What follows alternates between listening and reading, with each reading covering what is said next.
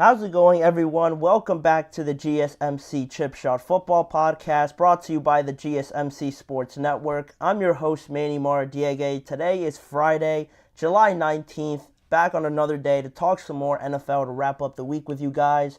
On today's show, we're going to talk about a variety of different topics that I thought would be interesting. ESPN's top 10 receivers list is going to kick off the show, going through it, my thoughts on it, and whether or not I think they got it correct.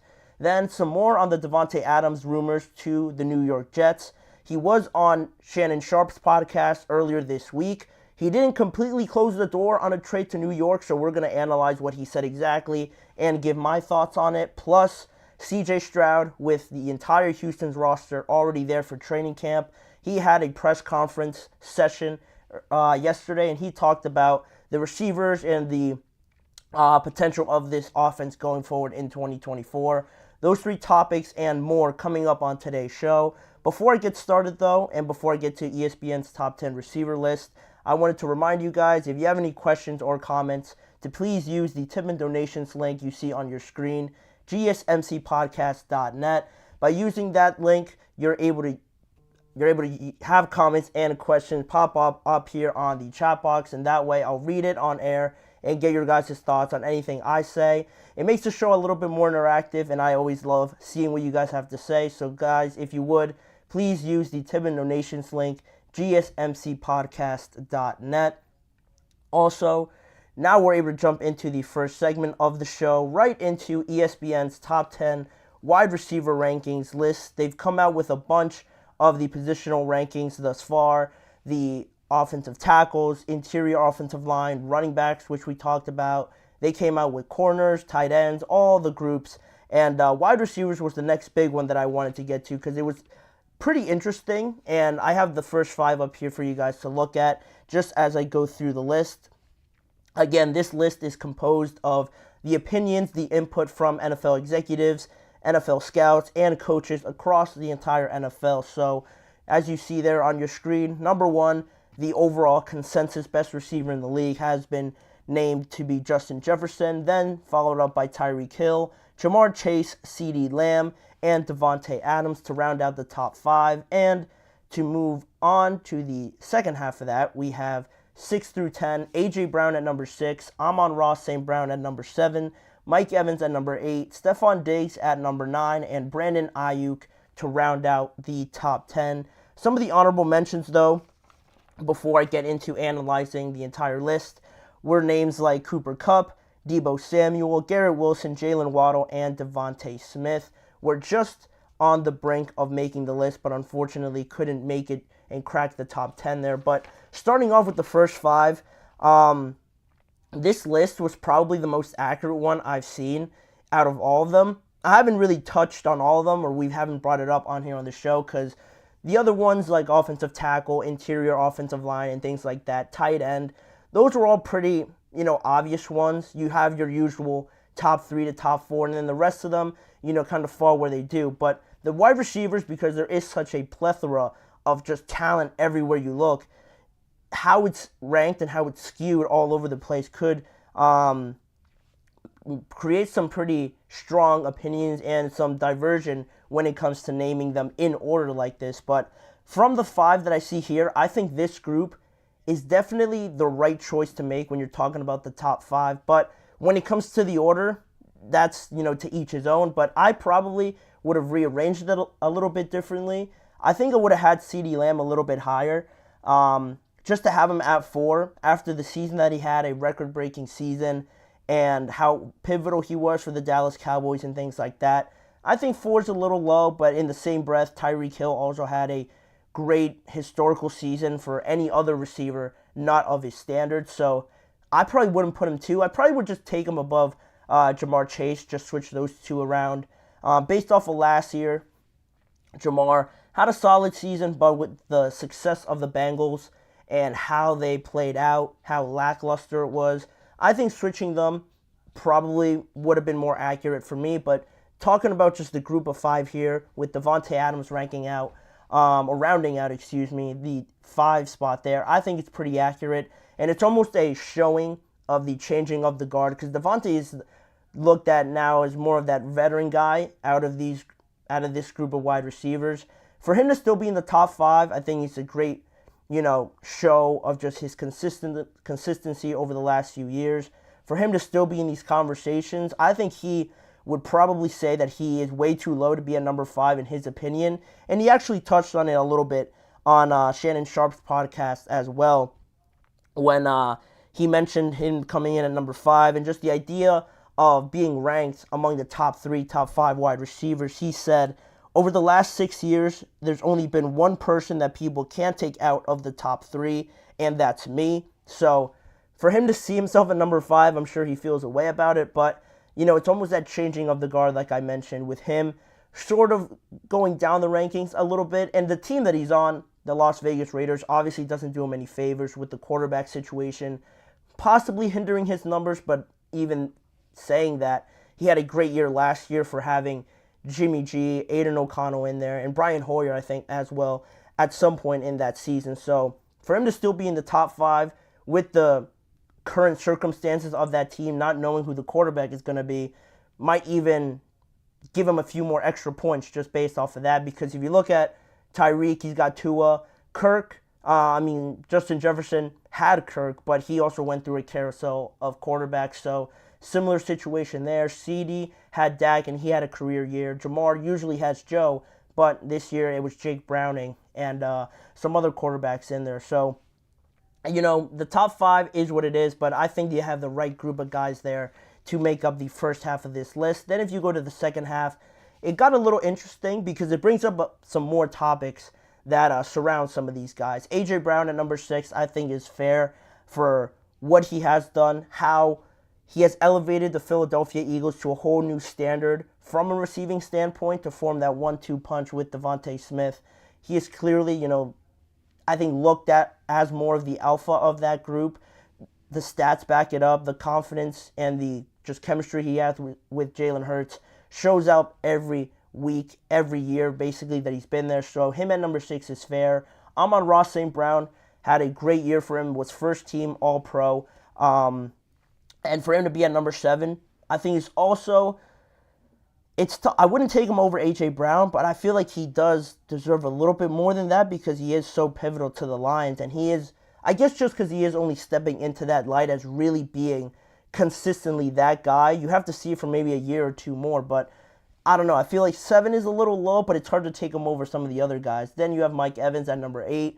I think that's pretty accurate. Mike Evans, pretty underrated for the last few seasons. Everybody thought that once Tom Brady left, it wasn't going to look at all as it has been, obviously, when you have the GOAT there. But Baker Mayfield comes in, right away clicks with Mike Evans, and they form a great partnership. He has another 1,000-yard receiving season and continues to produce these seasons like it's nothing. And it's really impressive.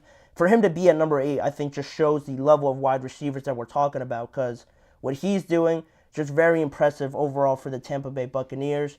Then Stephon Diggs at number 9. Not a great season last year, but based on who he is, the reputation that he's built up, I think 9, if you really take into account the entire career of Stephon, you could argue that that is a little low. But again, we're dealing with such a bigger pool of talent that number 9 might just be the best spot that you can fit Stephon Diggs in at this moment.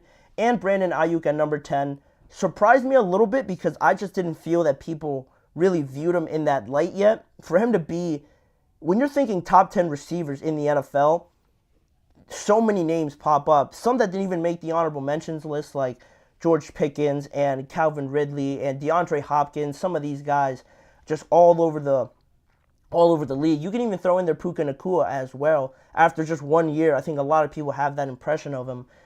For him to be top 10 after 1 year, I know sounds crazy, but he could have been in that conversation is what I was trying to say. So there's a lot of guys on this list, including the honorable mentions, that just could have been close to making this list. For Brandon Ayuk to be at number 10 not only surprised me, but brings up the idea that the money that he's asking for, $30 million per year, is probably what you're going to have to pay for all of these guys. If you look at all the names on this list, I think the only ones that haven't gotten paid as of yet, or actually I know the only ones that haven't gotten paid, are CeeDee Lamb, Brandon Ayuk and Jamar Chase. Jamar Chase isn't eligible just yet, or they decided not to do it this offseason.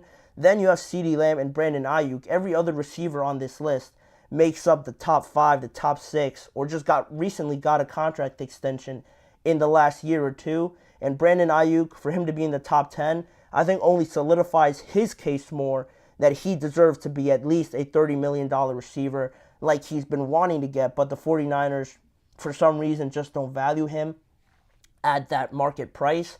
And I know they have a lot of things to deal with, but based on everything and how everybody else views him, he should get that contract, and likewise with CeeDee Lamb. But that's where it all sort of falls into place right now. Like I said, it's really hard to decide the order of these guys because it is so talented right now. You're sort of nitpicking at some point when you're getting into who should be above who. But like I mentioned, general feeling about this list, I liked it. I thought it was the most accurate one that I've seen so far. Because it was so hard to pick a top 10, I would really struggle picking a top 10 because some of the guys in the honorable mentions, like Debo, Brandon's teammate, Cooper Kupp, Jalen Waddle, Davante Smith, all are great receivers. But making the top 10 list, there's certain things that separate you, and I think ESPN did a good job with this one. I'll give them that because some of their lists before did surprise me a lot more, but I could agree with this one the most part after that. And we're going to see where it goes, specifically with CeeDee Lamb and Brandon Ayuk, and how hopefully their contract situations get resolved over the next few weeks. But that'll do it for the list. You guys could also go check out the full list and any other ESPN rankings on their website. But for right now, we're going to wrap up that segment and move on to the first break of the show. When we return, we're going to stick to talking about one of those wide receivers, Davante Adams, appearing on Shannon Sharpe's podcast earlier this week, talking about the trades, the rumors actually, to have him being traded to the New York Jets to reunite with Aaron Rodgers. What did he have to say about it, and what are my thoughts for Davante Adams in regards to being traded at 31 years old? Is it the right decision for his career overall? We're going to get to that topic after this break. Don't go anywhere. I feel like I'm losing my mind. Is everybody in the world blind? Please, Lord, give me a sign, a sign. I feel like I'm losing my mind. Is everybody in the world blind? Please, Lord, give me a sign, a sign. I wanna be the greatest. Everybody on the fake shit. I look around and feel like everybody is the fakest. I make this every day and I'm impatient, hoping one day I blow up from the basement. Statement, the top is so vacant. I don't hear shit that I think is amazing. Waiting for my day when I'm playing sold out shows for 1,000 faces. Hey, give me that crown, get in my way and to be put down. It ain't your place, all this my town. If I want that shit, then I'll get it right now. I'm losing it, the noose it fits, I'm losing shit. A stupid myth, you choose to live or choose to dip. You choose to fight or lose your grip and lose a gift. I feel like I'm losing my mind. Is everybody in the world blind? Please, Lord, give me a sign, a sign. I feel like I'm losing my mind. Is everybody in the world blind? Welcome back to the show. Let's jump right into talking some more about Davante Adams. Davante Adams, a lot has been said, a lot of back and forth on, is he staying with the Raiders? He's locked into the Raiders. Aaron Rodgers can't wait to play with him again. Breece Hall is deciding who's going to get more touches once Davante Adams is on the team. A lot of misguiding things to really leave you in a cloud on leave you in a clouded view on what this situation could turn out to be, because it just has seemed to pick up so quickly just this week that I've seen a lot of things just come out back to back to back on what Davante Adams is going to do. But what better way to understand what's going to happen than directly from the source in Davante Adams? Like I mentioned before the break, he appeared on Club Shay Shay this week, Shannon Sharpe's podcast that he hosts, and he was a guest on there, and he talked about a bunch of different things from the 2023 season, the receiver series on Netflix, and of course they had to talk about this topic and how Davante Adams was feeling, seeing these reports, and whether or not it was something that intrigued them on the idea of being traded to the New York Jets. And Davante Adams, I think, like most would have expected, gave a solid answer on, pretty a loyal answer to the Las Vegas Raiders. But with that being said, he didn't completely say that he's not even thinking about it. He had some pretty interesting things to say overall in the quote that I pulled up here from the podcast that I did watch the entire thing, which was really interesting. But on this topic, he said, "What do I look like sitting here talking to other people about being on another team?" And that's how I still feel about it right now. I'm locked in with the Raiders, and I feel really good about this team. And as far as I know, they feel good about me. If that ever changes, if that got to a point where they weren't feeling the same way, I ain't done playing. So obviously, we would figure out whatever we needed to figure out.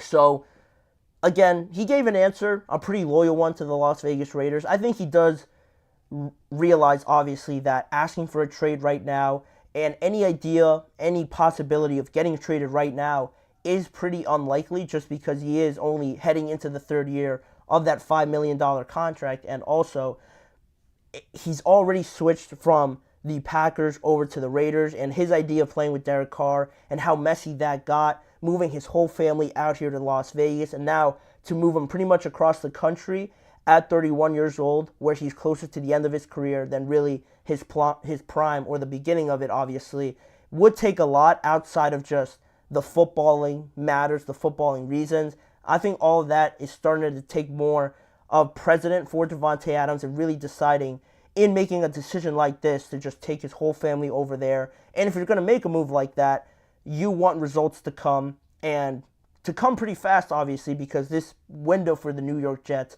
isn't going to be open for the next 5 to 6 years or anything like that. It's not something like the Detroit Lions are building up there in the north, where they have this solid core of young players that they've drafted and now they've developed very quickly to be very much competitors in the NFC and just the entire NFL as a whole. The Jets aren't so much like that. They've pieced together very proven, experienced veterans that are on the later stages of their career, still very good, but you can't expect them to be, mapping out a 5 to 6 year plan at this point. And Davante Adams, again, similar to that idea, he's probably not going to play at the level that he's currently at for the next 5 to 6 years. It's just not going to work out like that. So this idea of getting traded now takes more into account than I think a lot of people are realizing, rather than just the fact that, oh, Aaron Rodgers is there, of course he's going to get traded there. Why wouldn't he want to play with Davante Adams, with Aaron Rodgers over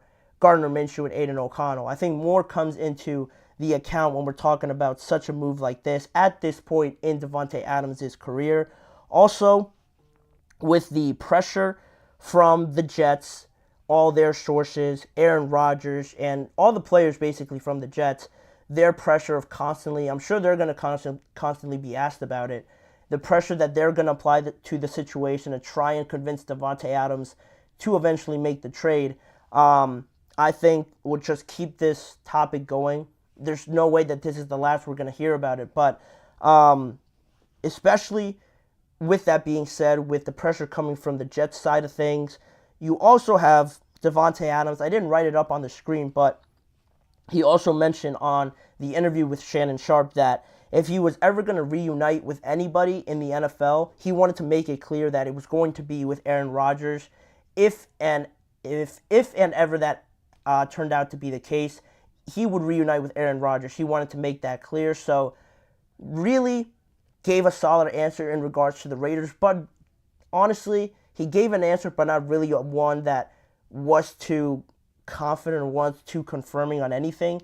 If he's saying he would reunite with anybody, it would be Aaron Rodgers, and Aaron Rodgers continually putting that out there.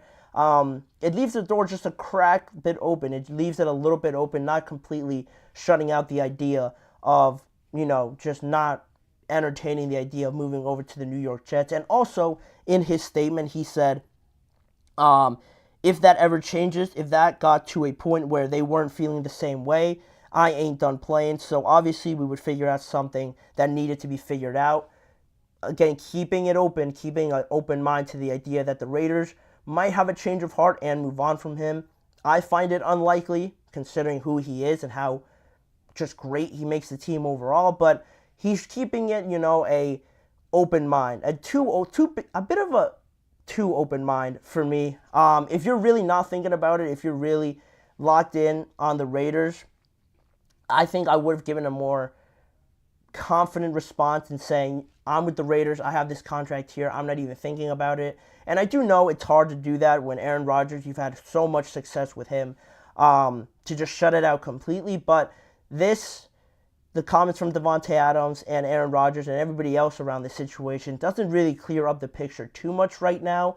So then we can start entertaining this a little bit more. Let's say it eventually does start to pick up some traction, starts to pick up some momentum here, and you get into this question with Davante.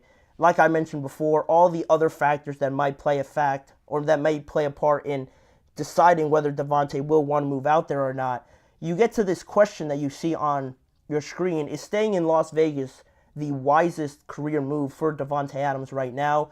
Because on paper, obviously, when you look at the two squads and you go down the line comparing position by position, there's no doubt that the Jets are in a better situation, a better spot in their roster building trajectory than the Las Vegas Raiders. The Raiders are just starting to pick themselves up from a very bumpy year last year where you didn't know what the quarterback situation was going to be. You fired your head coach. You brought in an interim guy that got, some more life invigorated in this team, but you don't really know right now confidently what this team is going to look like, really without a franchise quarterback leading them right now.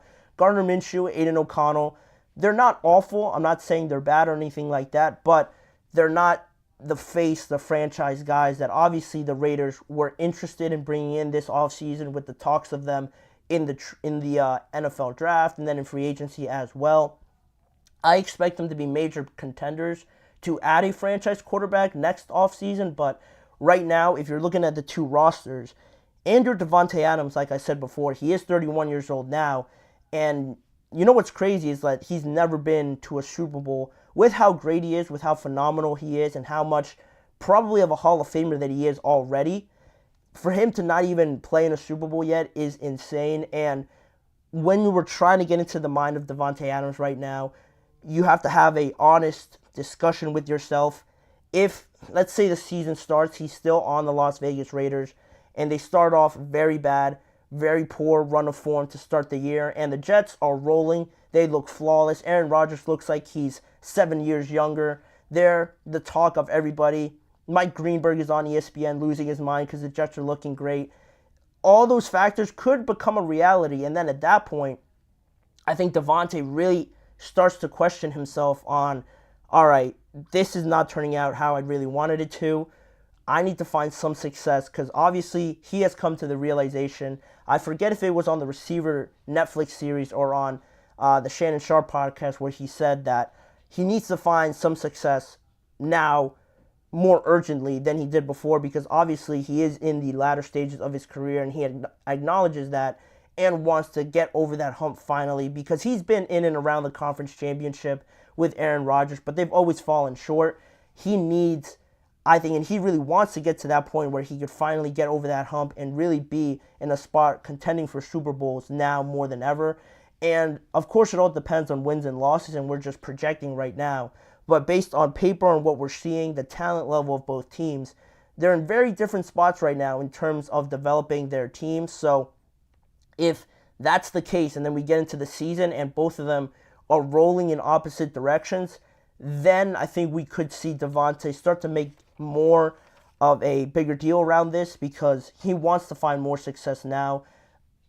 Watching that Netflix series, I highly recommend you guys to do so. You can see more of how he's thinking, how he's approaching the game to everything, and how fed up he was at some point last year with the Raiders. Antonio Pierce came in and changed a good bit of that, but really, Davante just honestly doesn't have endless amount of time to take this Raiders team, not really try this year in a simple way of saying it for a lack of a better term because you don't have that franchise quarterback. He doesn't have the exponential amount of time to go through this year, be all right again, next year hopefully find a quarterback, and then start to compete in the AFC where it's extremely competitive with the Chiefs in your division. Everybody else is getting better. There's so much competition everywhere that Davante just doesn't have that amount of time, I believe, right now to wait on that decision if it really turned out worst case scenario for the Raiders. But that is still all to eventually happen, maybe if the Raiders start off poorly, or if the Jets just start rolling. That's, I think, where we're going to see more of this develop over the next coming weeks or potentially in the regular season. But again, it makes all the sense for Davante Adams to make this deal eventually happen. If we're just talking about what's the best decision for him to find success earlier, it's obviously with the Jets. But from the Jets standpoint, I don't know if they can afford to really invest so much of their capital, their future capital, on Davante Adams right now. Because if you're doing that, the amount of pressure you're putting on yourself right now, the moment you make that trade, is through the roof. The expectations will be through the roof, and I'm not sure that the rest of the roster, the depth at other positions, is quite ready to meet those expectations. And then once you don't meet those expectations, the backlash and the criticism you're going to get is going to be doubled, tripled, even after you trade for Davante Adams and not really thinking about this long term. It could really just blow up in their face, but it just depends on them if that's a risk they're willing to take at this point in time. Do they think they're good enough already, or do they really believe that Davante is going to make that difference to where they can get to a conference championship already in 2024 or at the latest in 2025? Because last year it all just went down the drain when Aaron Rodgers got hurt. So those are all just more factors to decide on this Davante Adams situation right now. And Davante has spoken on it, leaving the tiniest bit of possibility that this could happen still there. I'm sure Jets fans are holding on to it. If it does happen, it would be super entertaining to see what does transpire and what the Raiders are taking in from the Jets, but we will see what happens at the end of that. We're going to leave that segment there and move on with the rest of the show. We're going to head to a quick break right now, but when we return, we're going to talk about another exciting young player in the NFL, CJ Stroud, talking yesterday on the first media availability for the Houston Texans at training camp on the prosperity of this offense, where they can go, the expectations of them heading into a highly anticipated year two for not just CJ, but for the entire Houston Texans team. What are the expectations, and are the Texans the biggest threat to the Kansas City Chiefs and their potential three-peat in 2024? We're going to get to that right after this break. You're listening to the GSMC Chip Shot Football Podcast. Looking for your daily fix of sports talk without having to pay for it? GSMC Sports Network is available on YouTube. Just search GSMC Sports Network. Get your fix of daily sports talk shows on YouTube, absolutely free. NFL, college football, NBA, MLB, MMA, UFC, fantasy football, and so much more. GSMC Sports Network has shows running all day long, with new sports shows starting every 2 hours. Just like on your favorite cable sports channel, except GSMC Sports Network is absolutely free. Just search GSMC Sports Network on YouTube to catch one of your new favorite shows, like the GSMC College Football Podcast, Chip Shot Football Podcast, Hoops and Heels Women's Sports Podcast, GSMC Basketball Podcast, and so many more. Check it out for yourself. GSMC Sports Network, now available on YouTube absolutely free. Search GSMC Sports Network on YouTube right now.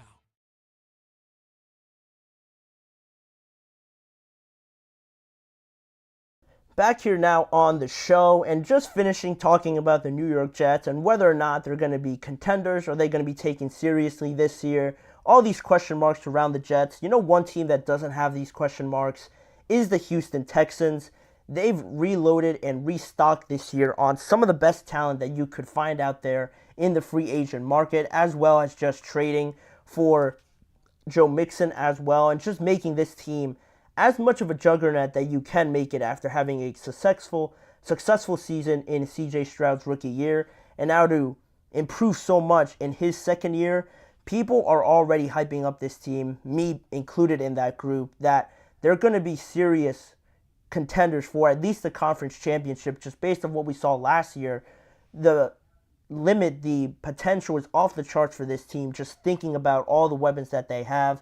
If you look at Houston and just this period of how much they flipped this team from 2022, where they were 31st in yards, in offensive yards, and 30th in the NFL in points per game, to now add Stephon Diggs and Joe Mixon to this young group that last year improved from 31st in yards to 12th in yards in the NFL, and also in that same breath from 30th in points in 2022 to all the way to 13th in points as well.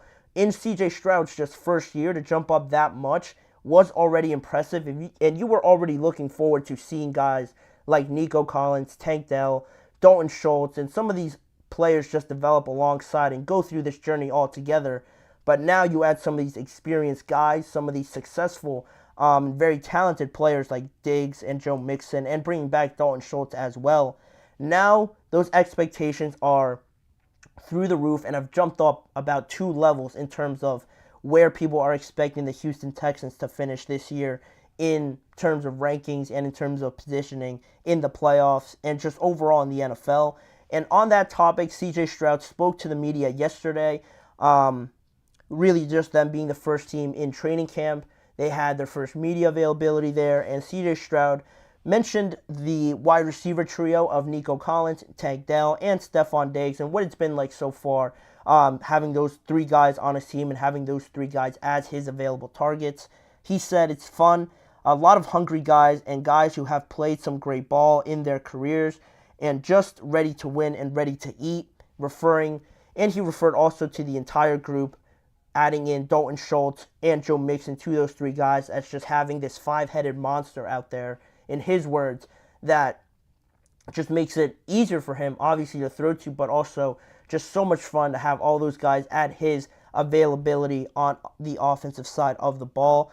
But more specifically on Stephon Diggs, pointing him out as probably their biggest addition this offseason because, one, nobody thought that it was ever going to happen, especially to the Houston Texans. Maybe you expected Diggs to move on to another team, but the fact that he went to Houston, and especially with the kind of players he is, we're talking about a top 10 wide receiver in a lot of people's eyes, it makes this whole situation, again, just the Texans being taken more seriously because they have the pedigree now of a Stephon Diggs, of a Joe Mixon, and Stroud has loved having Stephon Diggs already so much on his team. He mentioned Stephon Diggs' relatability to not only him as a football player, but off of the field things, and just how his character has stuck out already to CJ Stroud at this point. He's easy to talk to, he's easy to connect with, and he feels like that's going to be a major, point of a great starting point for them and their relationship to have success on the field now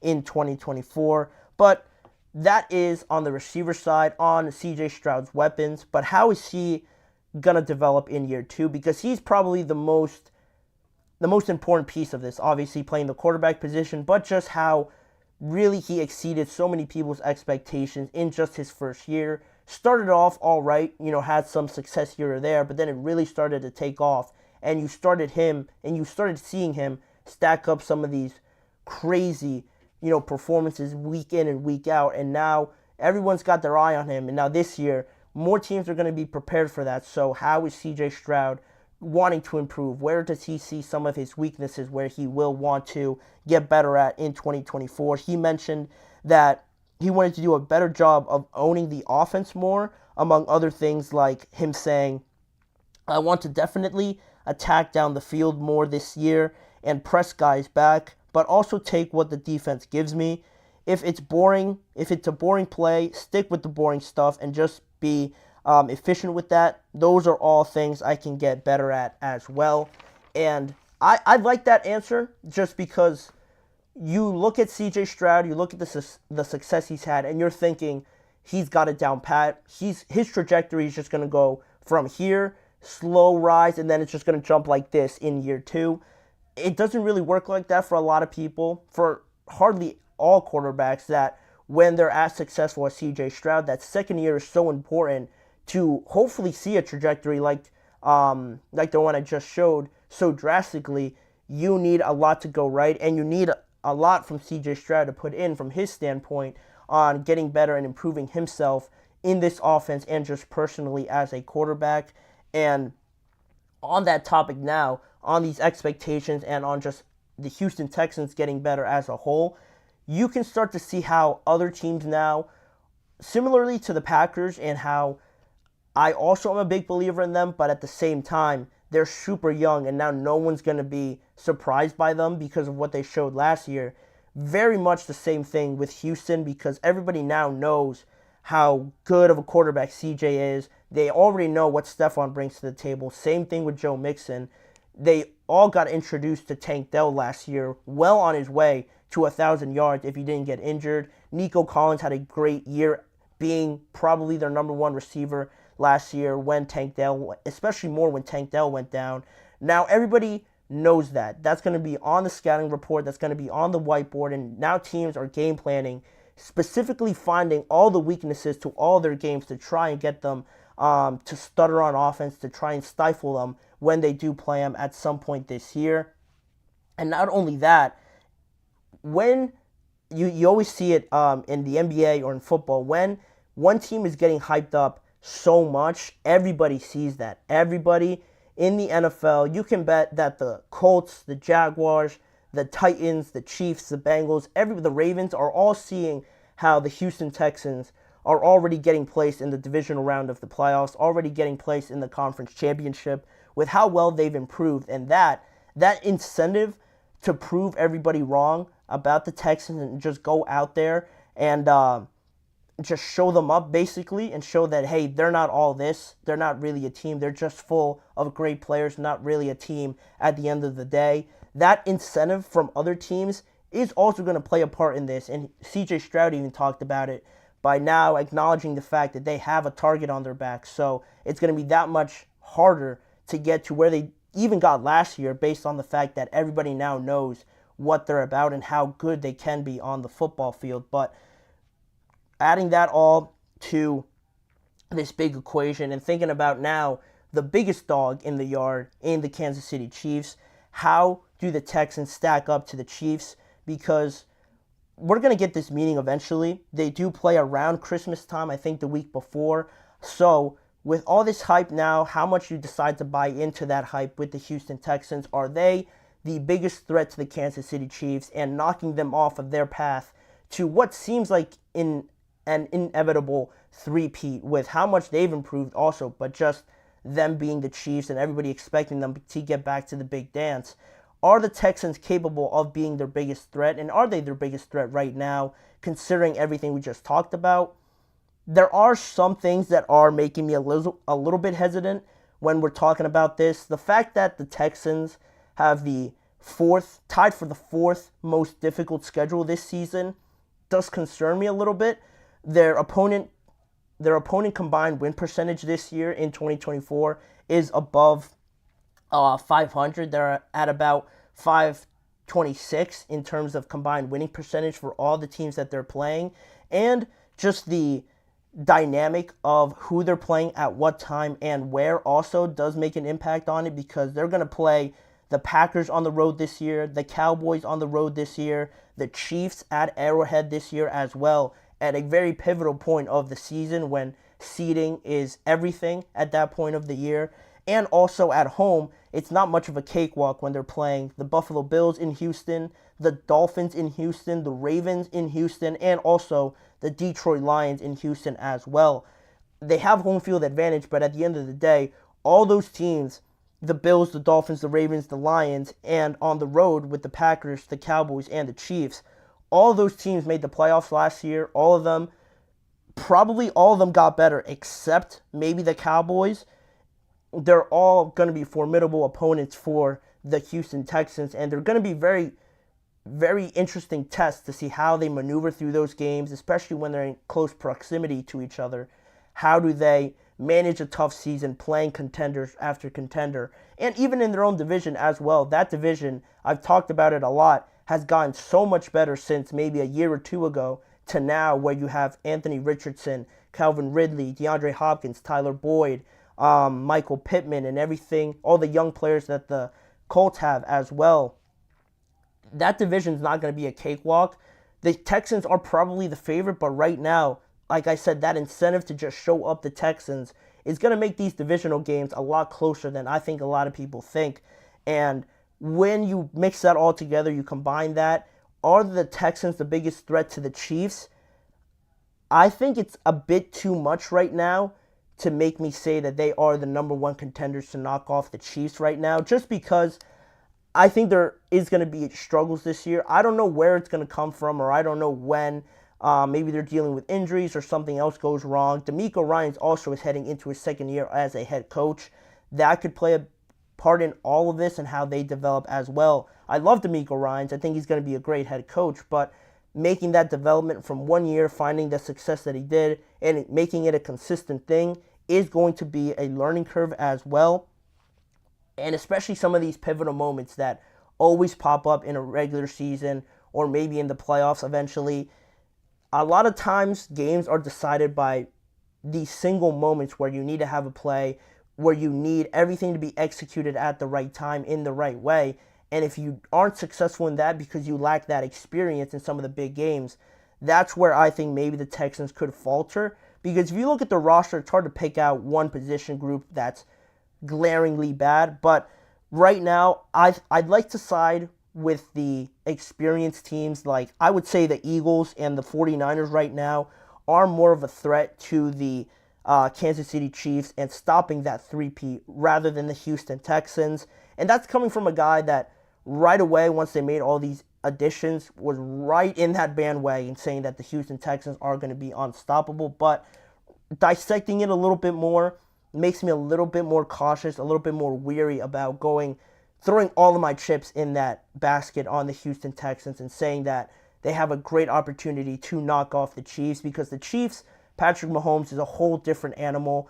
I can only imagine what it is actually playing against them and how much preparation and execution that needs to go into that to at least have a chance to knock them off. With how much better they got, it's going to be tough, and I'm just not sure if the Texans can make that next leap, because that's a huge leap to make from 1 year to the next. Even as well as they improved, I still have a little bit of doubt in me.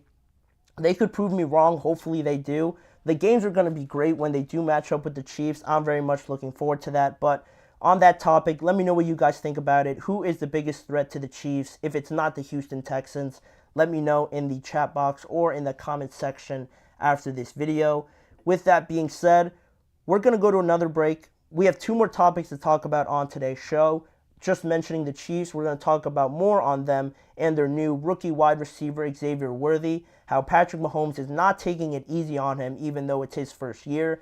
And then to wrap it up, the differences that Montez Sweat, the defensive end for the Chicago Bears, has already noticed between the Bears defense and the Washington Commanders defense that he was on to start his career. We're going to touch on those two topics when we return.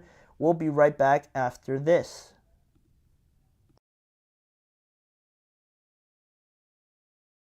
For the best and latest podcasts available anywhere, go to the podcast app on your cell phone and type in GSMC to access free content-rich podcasts on health and wellness, book reviews, sports, entertainment, relationships, social media, movies, technology, finance, and even weird news. Subscribe and download the GSMC Podcast Network's family of shows, available everywhere podcasts are found.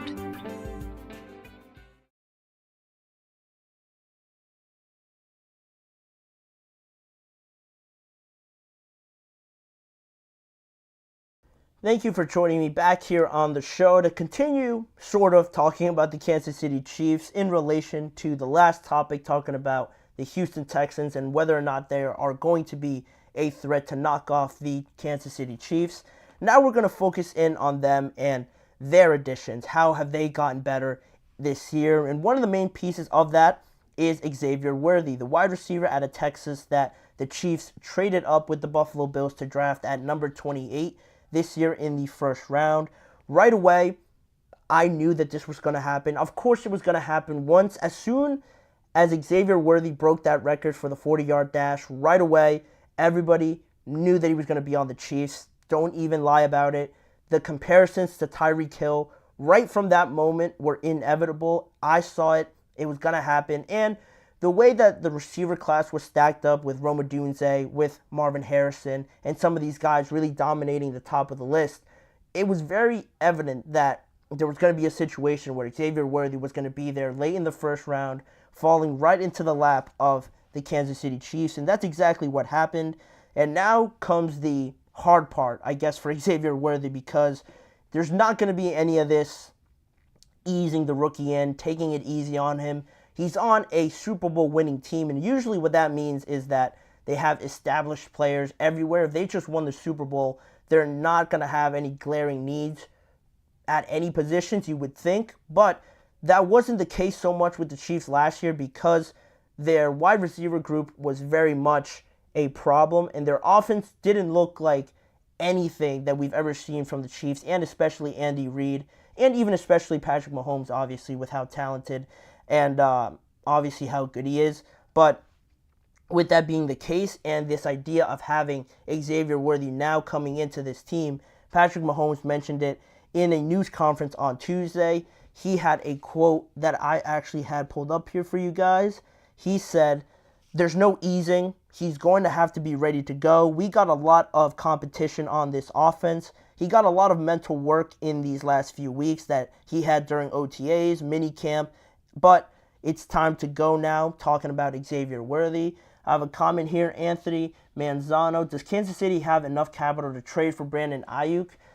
That's a great question. That is a great question. I think they could. I think if they could have trade, like an Xavier Worthy, a first round pick, a second round pick, or maybe Marquise Brown, some of these guys that, make up this offense, because we're talking about the Chiefs that last year we had Patrick Mahomes recently make a comment about last year and how last year went.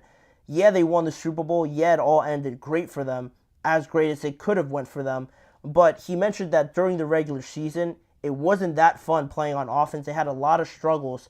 And quite honestly, this offense looked pretty pedestrian at times.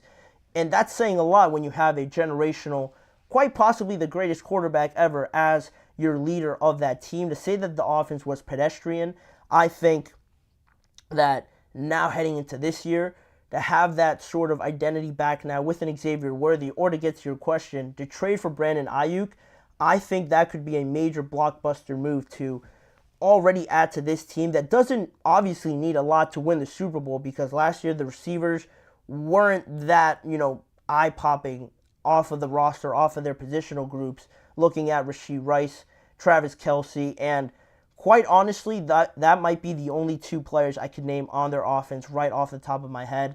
Mecole Hardman is another one, but it's not the name of Brandon Ayuk. They're not in the same conversation in terms of level of wide receiver. They showed that they could win a Super Bowl with that group of guys. If you had a guy like Brandon Ayuk, they definitely have the capital, in my opinion, if they trade some of these receivers that they have now, plus a first or a second round pick. I think that the 49ers, with how that situation is going also, with Brandon Ayuk now requesting a trade and sort of trying to be more of a problem to get what he wants, a contract or just being traded, I think it could be something that the 49ers would be foolish not to at least entertain if really they're not going to pay Brandon Ayuk. I think it is an interesting question. I haven't really thought about it, but I think if the Chiefs really wanted to do it, I think they could get the capital somewhere with an Xavier Worthy, a couple picks as well thrown in there to get Brandon Ayuk on the team. And that's a good question. I never really thought about that popping up or being a scenario, but I believe it could happen. But more on Xavier Worthy, if he does stay on this team and doesn't get traded for Brandon Ayuk. Last year, to just emphasize this offense a little bit more, last year with this offense and how slowly it started finding their footing over the course of the entire year. Last year, the Kansas City offense had the most amount of drops, or the highest percentage in drops for their receivers at 6.9%. And you saw just in that first game right off the bat how much they struggled and just how bad they looked against the Detroit Lions. Yeah, they got a little bit better as the season went on. You found a gem in Rashee Rice, but even with that all being the case, I felt like it was more so a year where Andy Reid really showed up and really showed out in terms of scheme, getting this offense to look a lot better than it did, rather than how teams are typically built up in terms of having a great offense. Usually when teams have a top 5 offense, they have a talented, very skilled, pretty much full package wide receiver like Tyreek with the Dolphins, like the Bengals with Jamar, like the Cowboys do with CeeDee Lamb. When you have a top offense, you usually have the guy on that team, and this Chiefs team didn't really have that last year at all. And I think that it showed more of what Andy Reid is capable of and how great of a play caller he was, that they won the Super Bowl not having one of these guys, but still coming through in some of the big moments that he was able to scheme up something great, draw up a great play that made it easier for some of these guys to shine. Just showing off some more of his brilliance as one of the best, if not the best head coach currently in the NFL.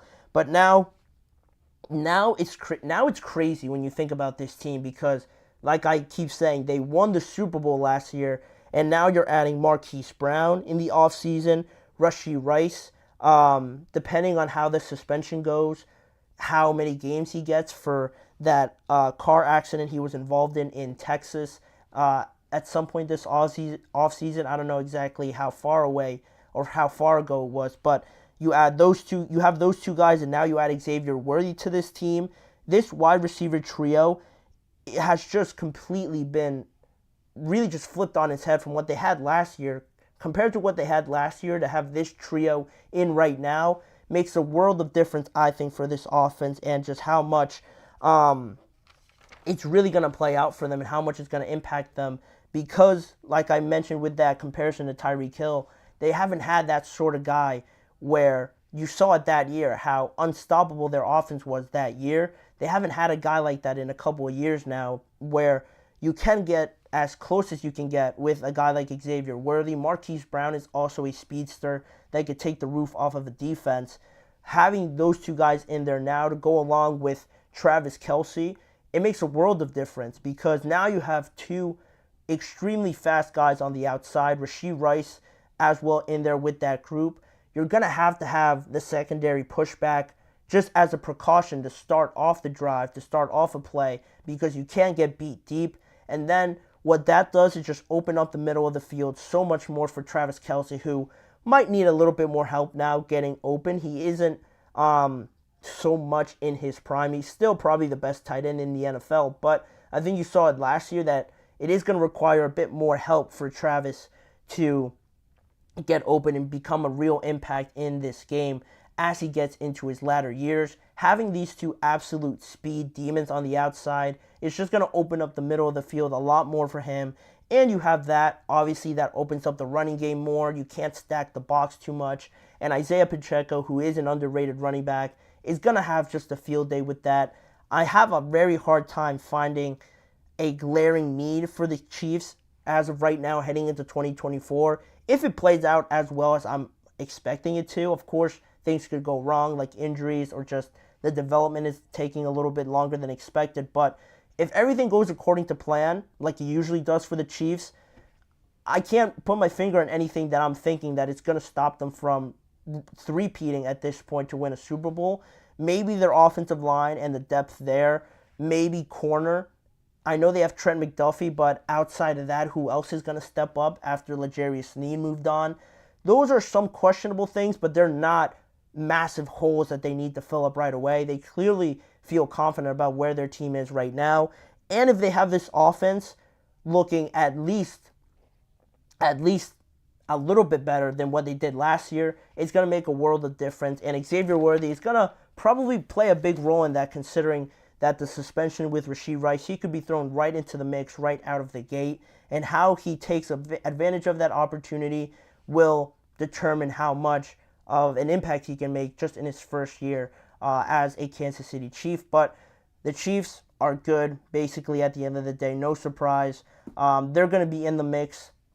It's going to be almost virtually impossible, I should say, to stop them on offense. But we're going to see. They're on the verge of making history. We'll see if they actually get it done this year in 2024.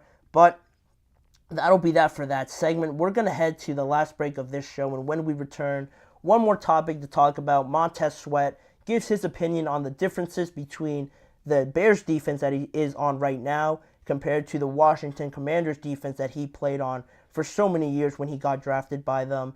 What did he say, and what are the expectations for this Chiefs defense, for the Bears defense, going forward in 2024?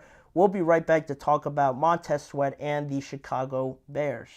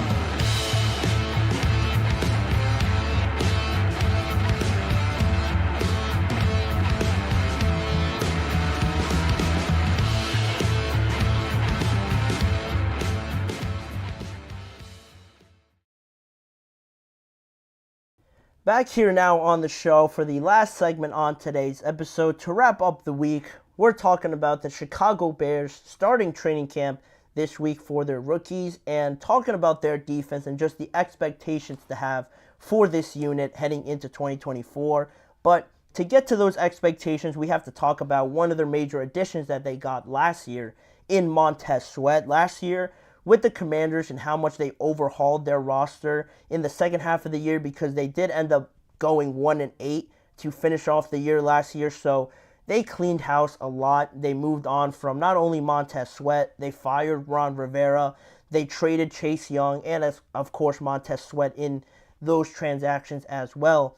They overhauled, they did a good job of rebuilding now in Washington, but Montez Sweat with Chicago for that second half of the season, I think he became one of the first or maybe the only player to lead both teams in sacks in just 1 year, which is pretty ridiculous in how much he made an impact right away for the Chicago Bears.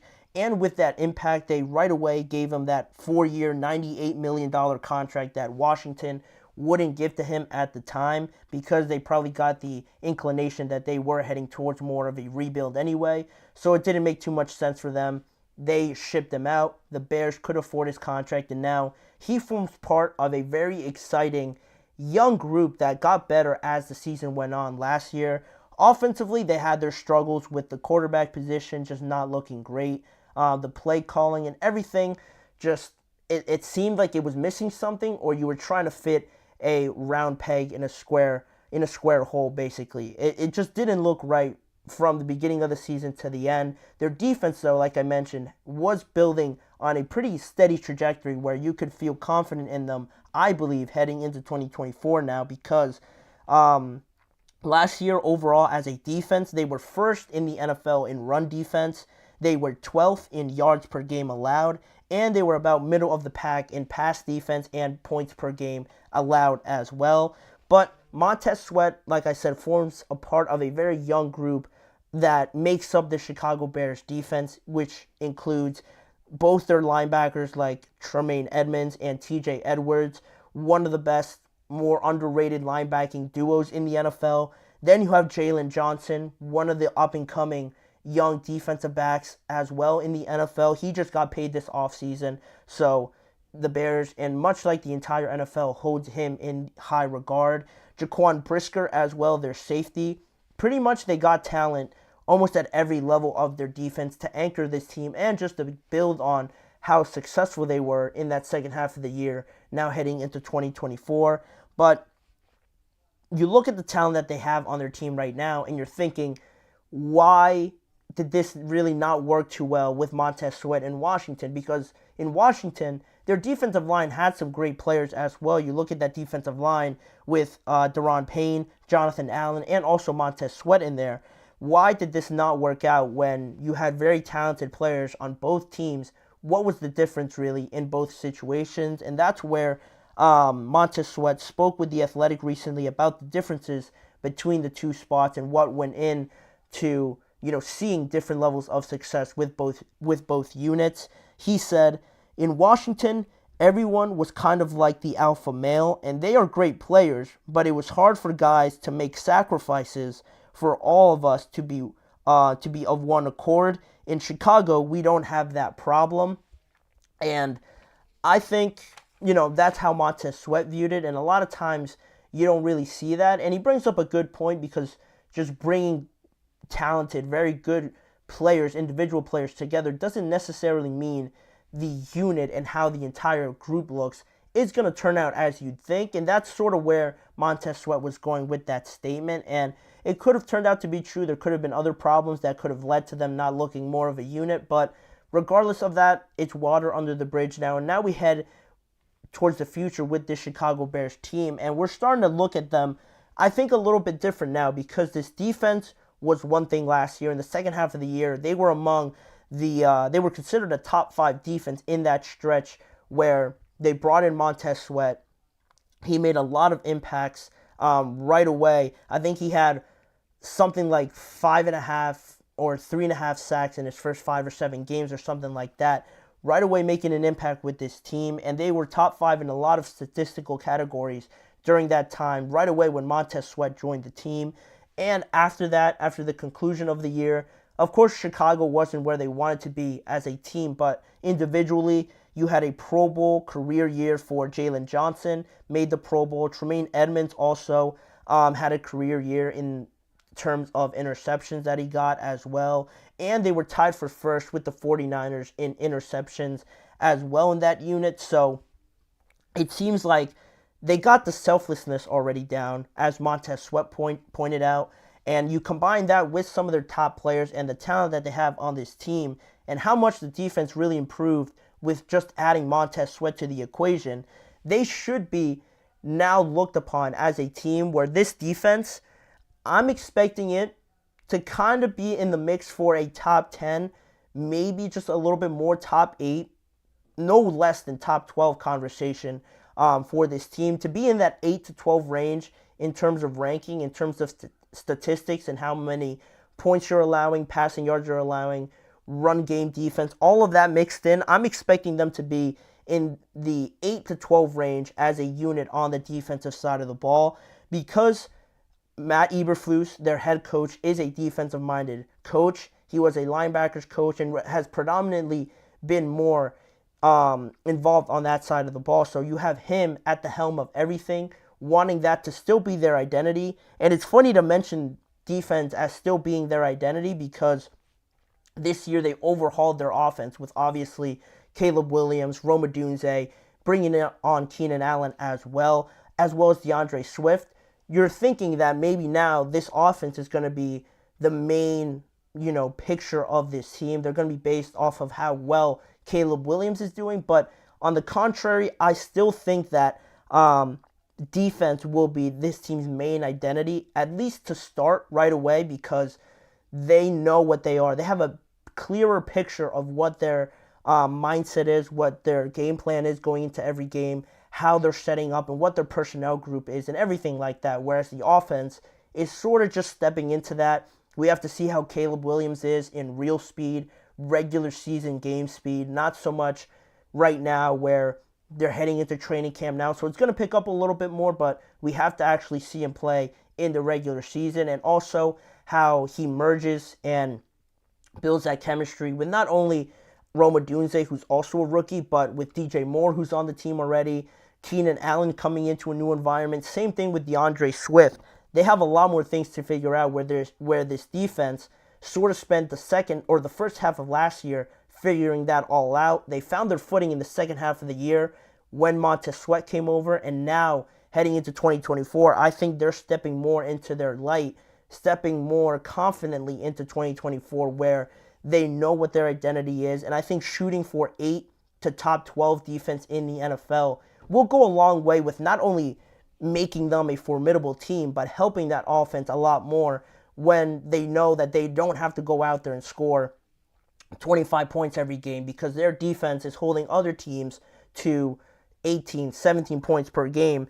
And I think that's realistic for this defense. I really do. I think that they really impressed me in the second half of the year with some of their young players and now more experienced guys leading that defense.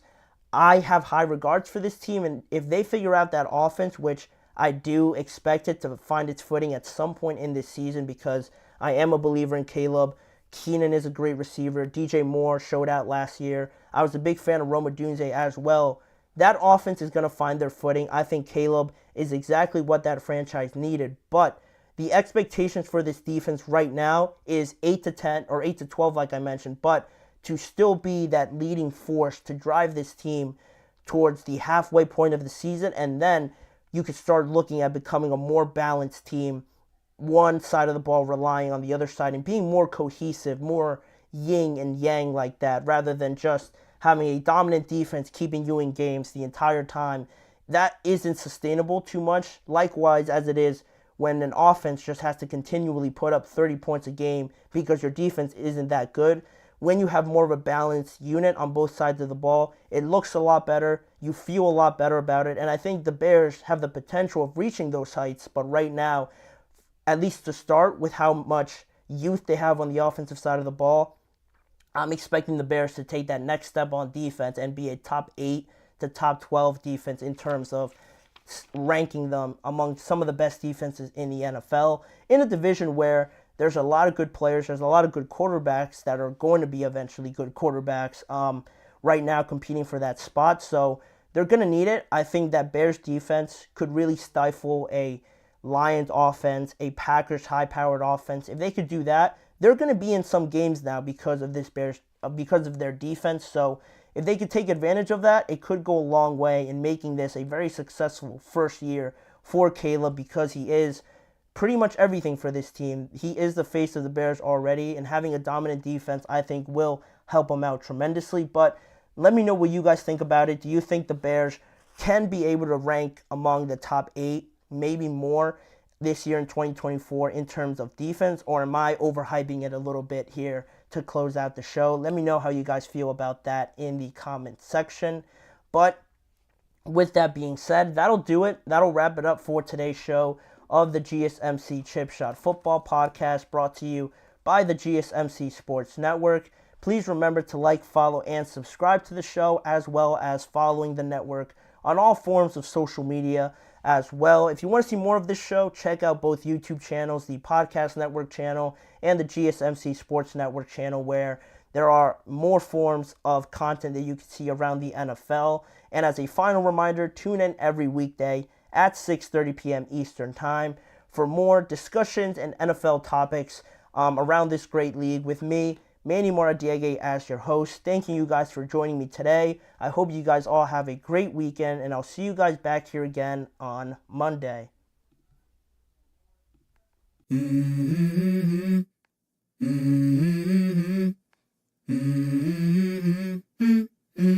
Let's go. I wake up to a little bit of drool on my pillow, feel like it's gonna be a bad day. Yeah, I'm tired of shit, and the coffee ain't hit yet, damn, ain't that great.